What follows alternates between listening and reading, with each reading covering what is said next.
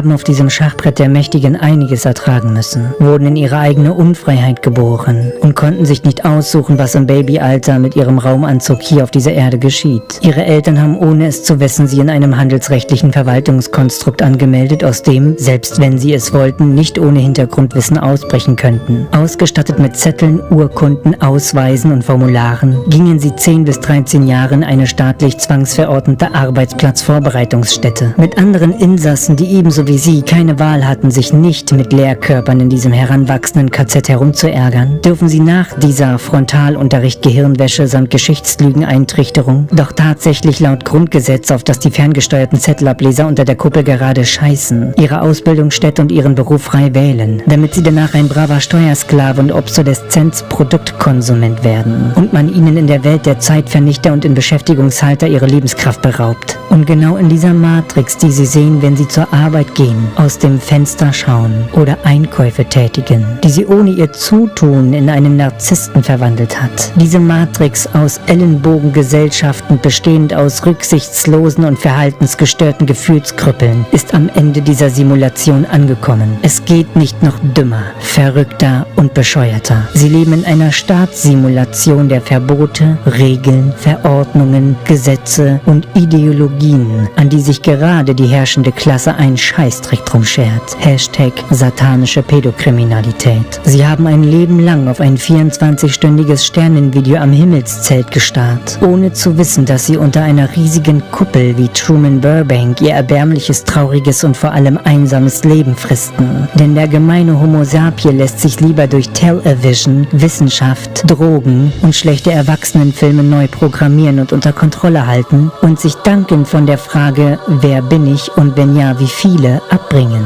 Und unter dieser Kuppel mit ihrem künstlichen Plasmamond und der ebenso großen Lasersonne sehen sie gerade ein im Sterben begriffenes Ungeheuer aus bezahlten Prügelburschen, Steuereintreibern, Denunzianten, Giftverkäufern, Chemtrail-Piloten, willfährigen Trittbrettfahrern und Mitläufern, das in den letzten Atemzügen liegt. Dieses real wirkende Level in diesem Welten- und Erdenspiel wird genau dort enden, wo auch schon die Inkas, Mayas und Atlantiker geendet sind. Es wird an ihren überladenen Schulden, ihrer hochmütigen Dekadenz und ihren völlig verdummten Sklaven zugrunde gerichtet und resettet. In endlos vielen super teuren Filmen hat man uns darauf durch genial psychologisches Framing vorbereitet, dass wir bald in einer Welt mit dem Gesetz des Stärkeren leben werden. Und hier und da sehen wir schon die Bugs im Programm, die Glitches im Spiel und die Auflösungserscheinungen. Unruhen und Plünderungen in der ganzen Welt sind Vorboten auf das, was uns in den nächsten Jahren bevorstehen wird. Auf Sizilien, in den Vororten von Paris und Spanien kocht es gewaltig und es braucht nur jemanden, der den Dominostein umwirft, die Lunte richtig anzündet und den ersten Schuss abgibt. Und sie werden diese Stadt, dieses Dorf oder dieses Stück Land, auf dem sie leben, nicht mehr wiedererkennen. Die Mächtigen im Hintergrund spielen gerade die Virus mit anschließender Diktaturkarte aus, um sie wie Tiere in einem Käfig halten zu können. Alles ist perfekt zeitlich geplant. Roboterhunde, Drohnen mit Wärmebildkameras, Gesichtsscanner, Bezahlvollautomaten, Nano-RFID-Chips im Körper, Online-Essensbestelldienste, eine Hyperinflation, die in den Startlöchern steht, um noch den letzten Multimillionären klein zu kriegen und eine wie eine heiße Pizza bestellte Theatershow-Pandemie, die sich absolut perfekt als Sündenbock verkaufen lässt für einen totalen Abriss des Wirtschafts- und Finanzsystems. Nun lasset die Spiele beginnen. Doch wenn sie noch nicht ganz so abgestumpft sind wie die anderen und eventuell das sehen, was wir alle sehen, retten sie sich. Ich und eine kleine Gruppe von Menschen sind auf der Suche nach einem Stück Land hier in Mitteldeutschland, also in den neuen Bundesländern. Wer jemanden kennt, der vielleicht ein paar Hektar Ackerland zu verpachten hat, lassen Sie es mich bitte wissen. Einfach eine Nachricht auf Discord hinterlassen, den Link dazu finden Sie in der Beschreibung. Wer jetzt nicht ins Handeln kommt oder meint, in der Stadt bleiben zu müssen, wird, wenn die Hungerzombies aufbrechen und anfangen zu rauben und zu morden, uns als Schutzengel beiseite stehen dürfen. Werden wir wieder Mensch und machen uns unabhängig. Jetzt. We just had a big earthquake at 4 o'clock. Now that is video from Fresno of the shaking felt there. Fresno is across the Sierra Nevada from the epicenter. Though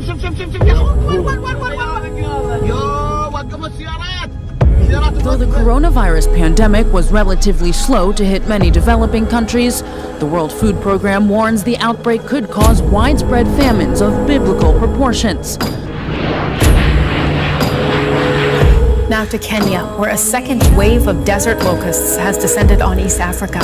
Estimates indicate that it will be 20 times worse than the swarms that made their way through the region 2 months ago.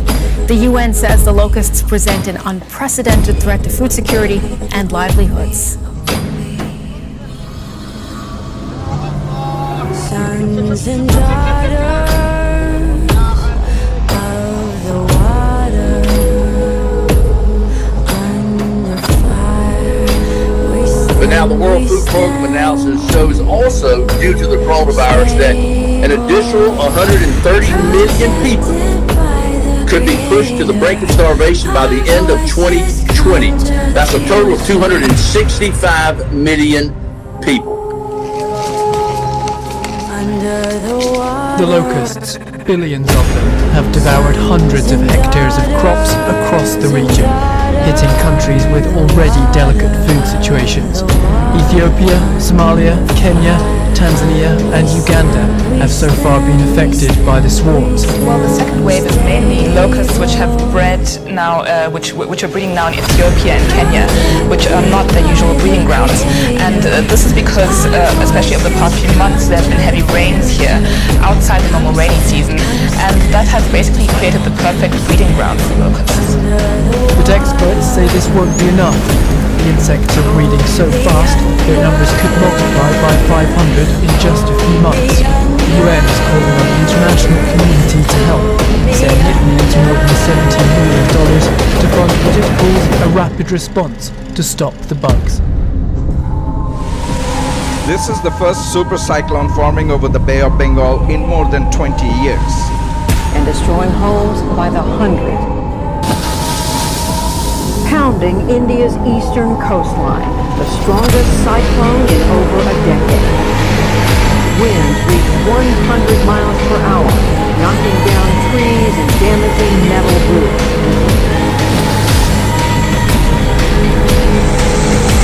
It was the strongest tropical storm on record as it tracked north through the Bay of Bengal with wind speeds of 270 miles an hour. But they were barely half that by the time the vortex made landfall close to the border of Bangladesh and India. Scientists believe the record sea temperatures that fueled the storm may have been caused in part by more sunlight filtering through pollution-free skies during the pandemic lockdown. Howling winds and driving rain. Cyclone Amphan unleashed its formidable force as it made landfall. In neighboring Bangladesh, riverbanks overflowed. Neighboring Bangladesh are bearing the brunt of the cyclone. With wind gusts of up to 190 kilometers per hour, the storm is the strongest to hit the area in over a decade. Climate change is fueling superstorms. The sea temperature in the Bay of Bengal reached 34 degrees in the first 2 weeks of May. The energy from such warm water whips up the wind speed. Strong storms are increasing by 8% a decade. Rising temperatures also increase rainfall from storms. Research suggests it will surge by 20% in the coming decades. The new normal of climate change will make poorer countries even more vulnerable to other emergencies such as pandemics. This is a clear view of what happens when two crises come together.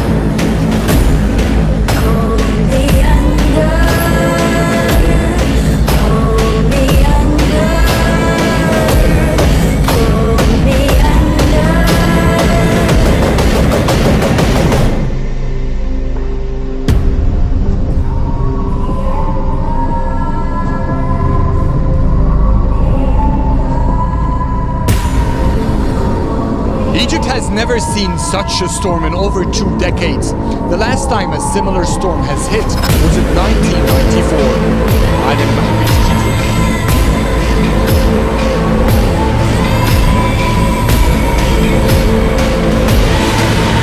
Egypt's sunshine vanished, and Cairo's heavy traffic disappeared, and the government has advised citizens to remain at home as the toughest storm in decades hits. Sandstorms from the south are colliding with thunderstorms from the north. These extreme weather conditions will continue until Saturday.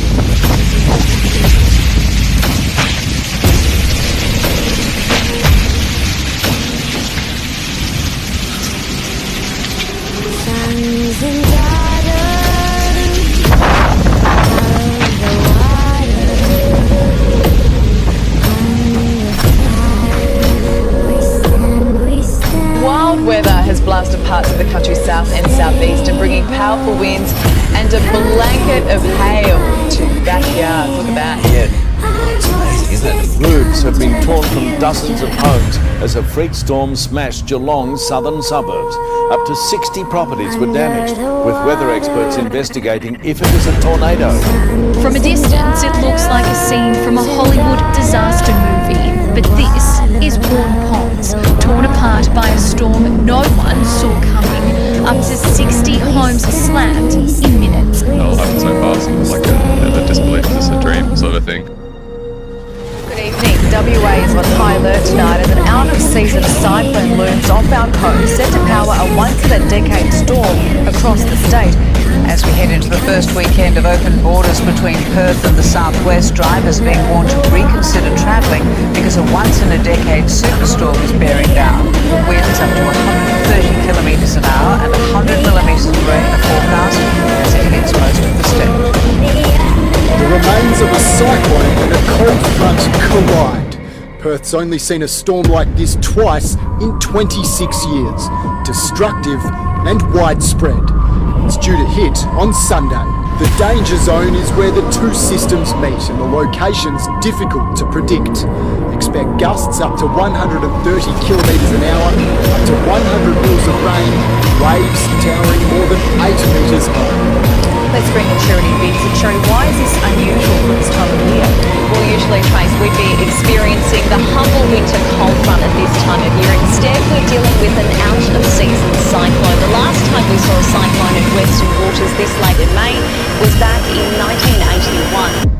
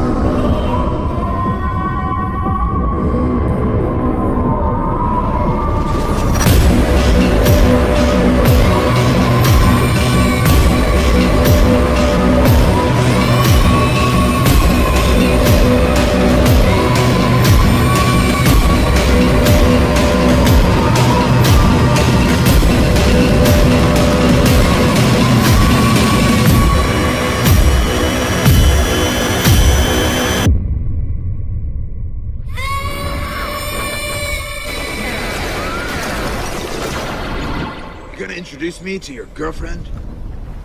Fiancé. DeepMind's AI has administrator-level access to Google's servers to optimize energy usage at the data centers. However, this could be an unintentional Trojan horse. DeepMind has to have complete control of the data centers, so with a little software update, that AI could take complete control of the whole Google system, which means they can do anything. They can look at all your data, they can do anything. I prayed for this.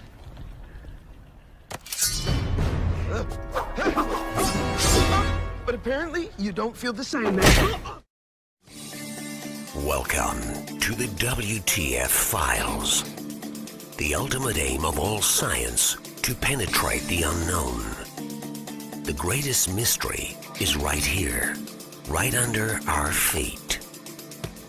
These are the stories that will make you say, WTF.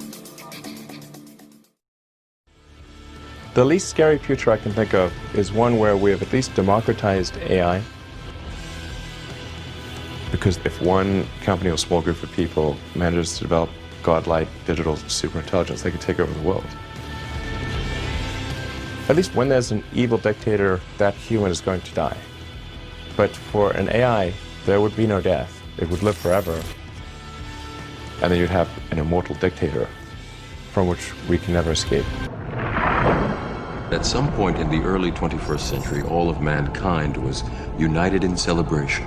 We marveled at our own magnificence as we gave birth to AI. AI? You mean artificial intelligence? A singular consciousness that spawned an entire race of machines. We don't know who struck first, us or them, but we know that it was us that scorched the sky. The robots going down the streets, they're like, what are you talking about? Man, we want to make sure we don't have killer robots going down the street. Once they're going down the street, it is too late. Google acquired DeepMind several years ago. DeepMind operates as a semi-independent subsidiary of Google.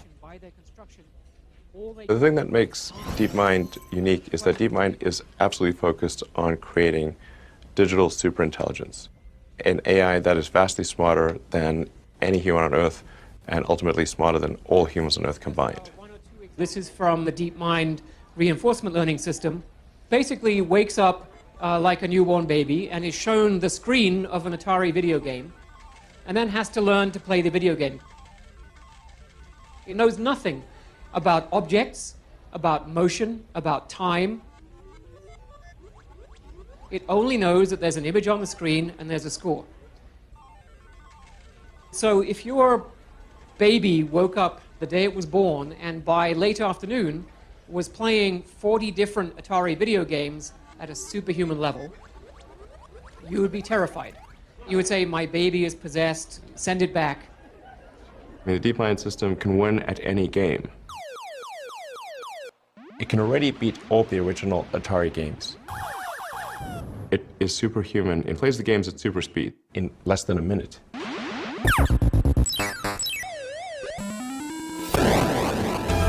DeepMind's AI has administrator-level access to Google's servers to optimize energy usage at the data centers. However, this could be an unintentional Trojan horse.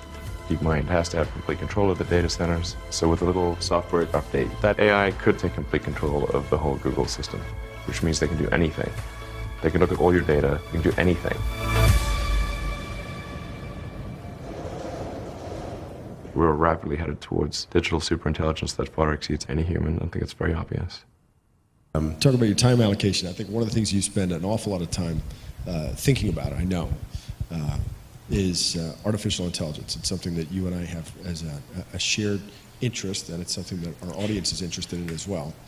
The question here is, a lot of experts in AI don't share the same level of concern that you do about the dangers of AI. Fools. What famous last words. What specifically do you believe that they don't?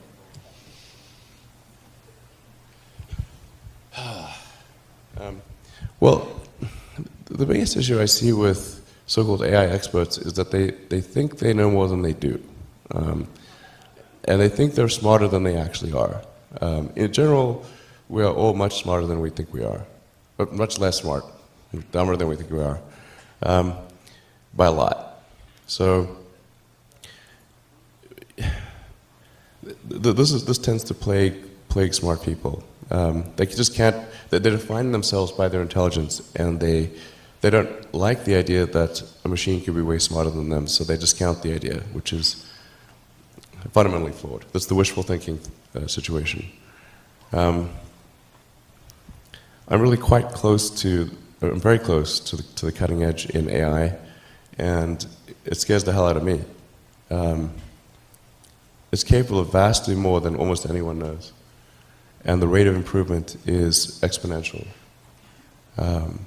You can see this in things like AlphaGo, which went from, in the span of maybe 6 to 9 months, it went from being unable to beat even a reasonably good Go player to then beating the European world champion, who was ranked 600, then beating Lisa Doll 4-5, who had been world champion for many years, then beating the current world champion, then beating everyone while playing simultaneously. Then there was AlphaZero, which crushed AlphaGo 100-0. And AlphaZero just learned by playing itself, and it can play basically any game that you put the rules in for. Whatever rules you give it, it literally read the rules, play the game, and be superhuman for any game. Nobody expected that rate of improvement. If you ask those same experts who think AI is not progressing at the rate that I'm saying, I think you will find that their predictions for things like Go and other AI advancements have their batting average is quite weak. It's not good. We'll see this also with self-driving. I think probably by end of next year, self-driving will encompass essentially all modes of driving and be at least 100 to 200% safer than a person by the end of next year. We're talking like maybe 18 months from now. NHTSA did a study on Tesla's Autopilot version 1, which is relatively primitive, and found that it was a 45% reduction in highway accidents. And that's despite Autopilot 1 being just version 1. Version 2, I think, will be at least 2 or 3 times better. That's the current version that's running right now. So the rate of improvement is really dramatic. We have to figure out some way to ensure that the advent of digital superintelligence is one which is symbiotic with humanity. I think that's the single biggest existential crisis that we face, and the most pressing one. And how do we do that? I mean, if we take it that it's inevitable at this point, that some version of AI is coming down the line, how do we steer through that? Well, I'm not normally an advocate of regulation and oversight. I mean, I think one should generally err on the side of minimizing those things. But this is a case where you have a very serious danger to the public. And therefore, there needs to be a public body that has insight and then oversight to confirm that everyone is developing AI safely. This is extremely important. I think the danger of AI is much greater than the danger of nuclear warheads, by a lot. And nobody would suggest that we allow anyone to just build nuclear warheads if they want. That would be insane. And mark my words, AI is far more dangerous than nukes. Far. So why do we have no regulatory oversight? This is insane. Well, it's a question you've been asking for a long time. I think it's a question that's come to the forefront over the last year, where you begin to realize that it doesn't necessarily, I think we've all been focused in on the idea of artificial superintelligence, right? Which is clearly a danger, but maybe, a little further out. What's happened over the last year is you've seen what I've been calling artificial stupidity. You're talking about, algorithmic manipulation of social media. Like we're in it now. It's starting to happen. How do we, what's the intervention at this point? I'm not really all that worried about the short-term stuff. Things that are, like narrow AI is not a species-level risk. it will result in dislocation, in lost jobs, and sort of better weaponry and that kind of thing. But it is not a fundamental species level risk, whereas digital superintelligence is. So it's really all about laying the groundwork to make sure that if humanity collectively decides that creating digital superintelligence is the right move, then we should do so very, very carefully. Very, very carefully. This is the most important thing that we could possibly do. And that AI risk is that I guess there's sort of a benign AI, and that we're able to achieve a symbiosis with that AI.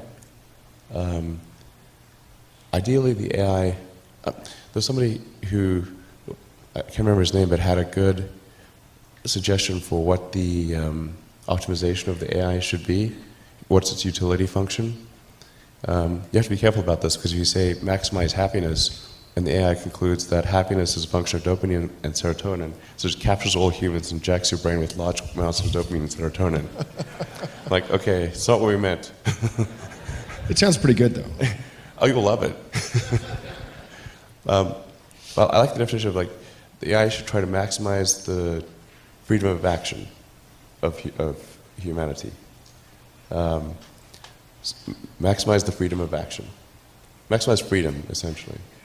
I like that definition. But we do want a close coupling between collective human intelligence and digital intelligence. And Neuralink is trying to help in that regard by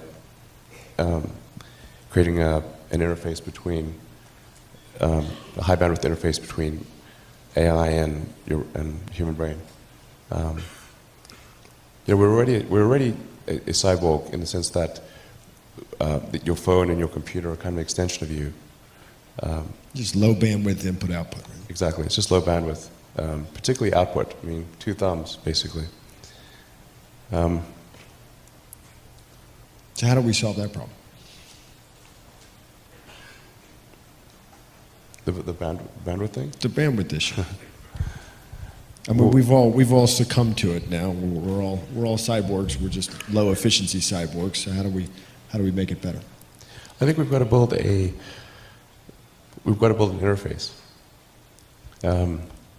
Like, we didn't evolve to have a communications jack, or some. So there's got to be essentially vast numbers of tiny electrodes that are able to read-write from your brain. Of course, security is pretty important in this situation, to say the least. I was going to say, I'm not coming with. I'm keeping my brain air-gapped. Yeah. Well, I think a lot of people will choose to do that. But it's a bit like Ian Banks' neural lace. Mm-hmm. But in the case of neural lace, it's sort of that's there from when you're born, or it's more of backup. Sorry? It's a backup. Yeah, kind of a backup. This would be, there's a digital extension of you that is an AI, the AI extension of you, a tertiary layer of intelligence. So you've got your limbic system, your cortex, and a tertiary layer, which is the digital AI extension of you. And that high bandwidth connection is what achieves a tight symbiosis. I think that's the best outcome. I hope so. If anybody's got better ideas, I'd love to hear it. This is the largest global government summit. We have over 139 government here. If you want to advise government official to be ready for the future, what is 3 things or 3 advice you'll give them? Well, I think the first bit of advice would be to really pay close attention to the development of artificial intelligence. I think we need to just be very careful in how we adopt artificial intelligence, and to make sure that researchers don't get carried away. Because sometimes what happens is a scientist can get so engrossed in their work, they don't necessarily realize the ramifications of what they're doing. So I think it's important for public safety that we, governments keep a close eye on artificial intelligence and make sure that it does not represent a danger to the public. But what to do about mass unemployment? This is going to be a massive social challenge. And I think ultimately we will have to have some kind of universal basic income. I don't think we're going to have a choice. Universal basic income. Universal basic income. I think it's going to be necessary. So it means that unemployed people will be paid across the globe. Yeah. Because there is no job, machine, robot is taking over. There will be fewer and fewer jobs that a robot cannot do better. Okay. That's simply and I want to be clear that these are not things that I think that I wish would happen. These are simply things that I think probably will happen. And if my assessment is correct and they probably will happen, then we need to say, what are we going to do about it? And I think some kind of a universal basic income is going to be necessary. Now, the output of goods and services will be extremely high. So with automation, there will come abundance. There will be almost everything will get very cheap.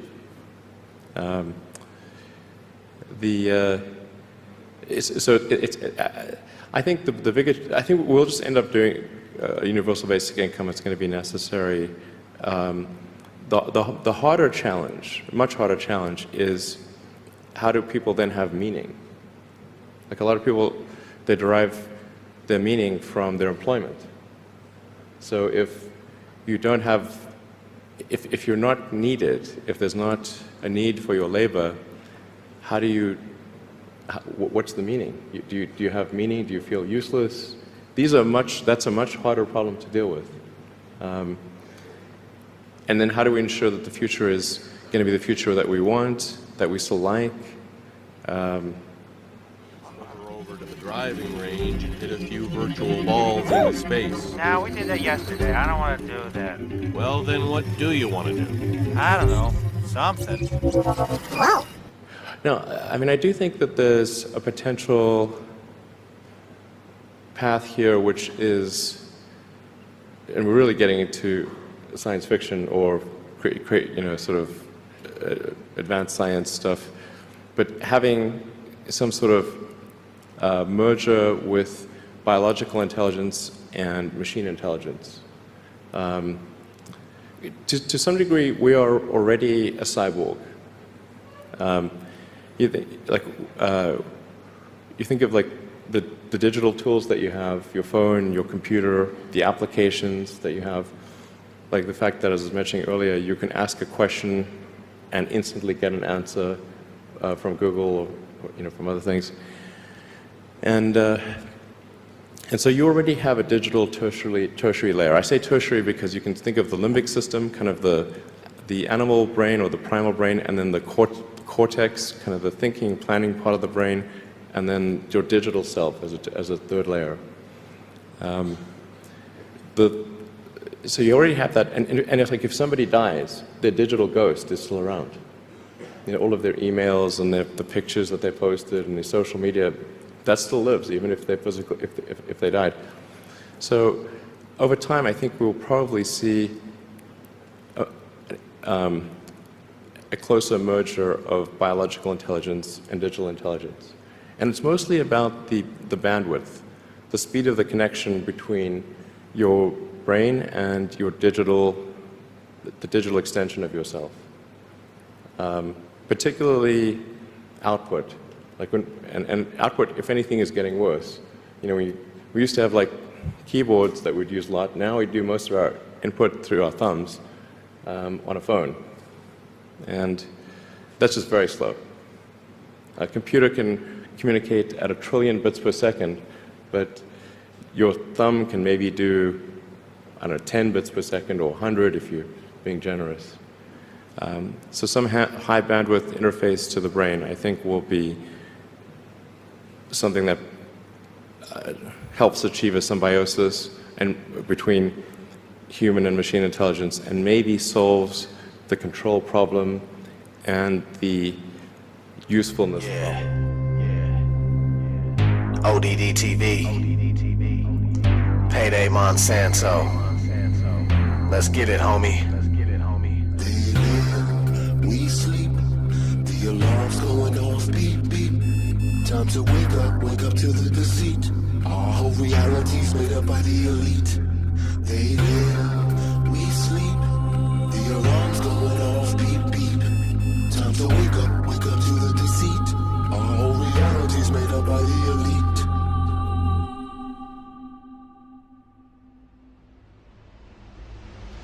They live, we sleep, the alarm's going off, beep, beep. Time to wake up to the deceit. Our whole reality's made up by the elite. They live, we sleep, the alarm's going off, beep, beep. Time to wake up to the deceit. Our whole reality's made up by the elite. I came here to kick some ass just like Roddy Piper. These motherfuckers that walk among us, they got me hyper. But don't be chewing that bubble gum, it's got aspartame. It's a chemical directly targeted at your brain, just like the fluoride that they put in the water supply, and all the geoengineering we got in the sky. I'm trying to tell you, and I hope that you're hearing me clearly. This ain't no bullshit speculation, conspiracy theory. They live and they're controlling every move you make, from the apartment that you live in to the juice you drink. They give you television to help you ignore this prison, while feeding you genetically modified organisms. They want us like the Walking Dead, just obey and consume. Don't worry about anything, keep awaiting your doom. To all my warriors out there, this is indeed my call. It's time to put a fucking end to this elite cabal. They live, we sleep, the alarm's going off, beep, beep. Time to wake up to the deceit. Our whole reality's made up by the elite. They live, we sleep, the alarm's going off, beep, beep. Time to wake up to the deceit. Our whole reality's made up by the elite. When they try to prove their spinning ball Earth, it's remarkable. All their arguments are absolutely fucking farcical. It's clearly been shown your problems aren't resolvable.